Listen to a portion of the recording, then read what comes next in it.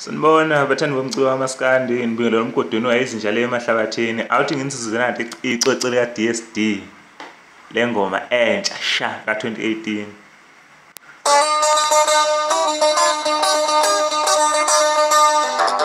Ithi le ndoda ngihlale ngikhala ngihlale ngibalisa ngosizi lami. Ingoma lezi enemilayezo uma ukuthi kunezimo wabhekana nazo empilweni zangaba zinhle.